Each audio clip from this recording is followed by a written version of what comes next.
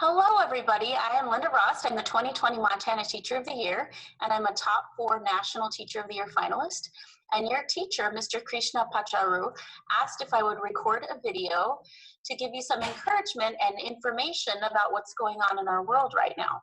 So I'm a science teacher. I teach high school science in Baker, Montana, which is in the southeast corner of the state of Montana, and it's in the northern part of the United States. I teach 10th, 11th, and 12th grade biology, chemistry, and AP biology, anatomy, science research, subjects like that.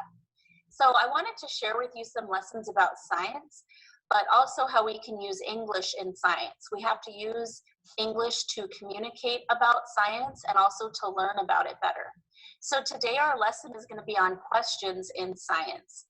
Questions are sentences that start with who, what, where, when, why, and how, and they help us to learn more about things. So we ask a lot of questions in science, and that's probably one of the most important ways that we can learn about science, is asking questions. So I want to give you some examples of how we can ask questions to learn more about what's going on in our world around us and this COVID-19 disease that has affected the entire globe, including my students. My students are also working online. We're not in the classroom, just like you guys. So one question we can ask is, what is an epidemic? An epidemic is a disease that spreads quickly through a population. And so this is a picture of the Ebola epidemic that spread in Africa. Another question we can ask is, what is a pandemic? That's another word that you might have heard. And this is when we have an epidemic, except it spreads all over the world. And you can see in this global map, this is from pretty recent, April 28th, today. And you can see how many countries it has affected all over the world, most of the countries. And you can also see how many cases and deaths have occurred all over the country. And then here's another graph that we can look at. We can ask questions about this graph, and this is daily deaths. So this is how many people have died each day all over the world of this disease. Here are some other questions that we can ask about the disease. We can ask, what is COVID-19? When are things going to get better? Who is it affecting? Where has it spread? Why did everything close? And how should I respond? So those are some questions that you can think about. And we're using all of our question words that we use in English: what, when, who, where, why, and how. And I'll answer some of those questions directly. And some of them I want you to dig more into to see if you can answer them. So first, what is COVID-19? It is a disease that's caused from a novel coronavirus, and there's a picture of it at the bottom.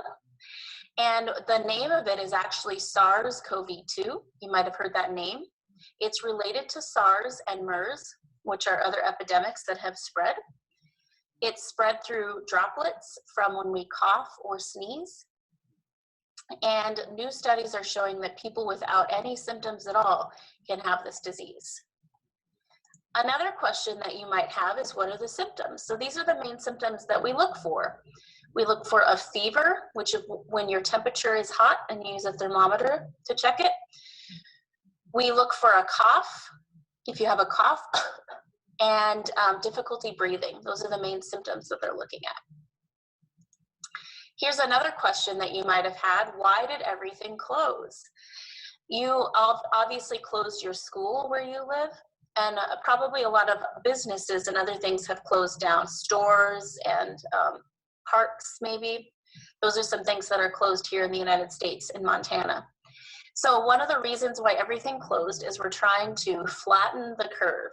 That means that we're trying to get fewer people to get it in a certain amount of time, because then our medical personnel can handle the disease and help people. If too many people get it at once, then they can't handle the disease. So here's another example of what that graph might look like. The blue peak is where a whole bunch of people get it, and that happened with the Spanish flu in Philadelphia in 1918. And then the red line is fewer people are getting it, so it spreads out that curve. Here's another question you might have. Why did everything close? And because the thing that we're looking at with this is social distancing. So that means that we need to make sure that we're not getting too close to people, because if we cough or sneeze on them, we can spread it. So that's what that idea of social distancing is. Here's another question. How should I respond? That might be a question that you have. And so here are some pointers that I give my students. Make sure that you keep calm. Make sure that you're washing your hands with soap and water frequently. Avoid touching your face, because that's how the disease gets into our bodies. And make sure that you're practicing social distancing. So when you're outside in public, you're staying away from other people, because if you get close to them, you can transmit the disease. Make sure that you're avoiding gatherings where you have more than 10 people. Try to stay home as much as you can, and stay connected to friends and family. So here's my message to you. I want you all to practice asking science questions. Ask them to each other, ask them to your family members, and to your teacher. You can ask questions like who, what, when, where, why, and how. Those are all the question words that we use in English. Who identifies a person? You're trying to find out who somebody is or who it affects. What is when you're trying to find out more about a topic. When is when you're trying to find a time. Where is when you're trying to find out a location where something is. And why and how are trying to find the reasons behind something. When you ask these questions, make sure that you keep learning. And for now, we can focus on being present with our families, helping each other, and being kind. And so we can do all of these things. We can ask science questions to learn more about the disease and what's happening. And then we can also focus on being kind and helping each other through this pandemic.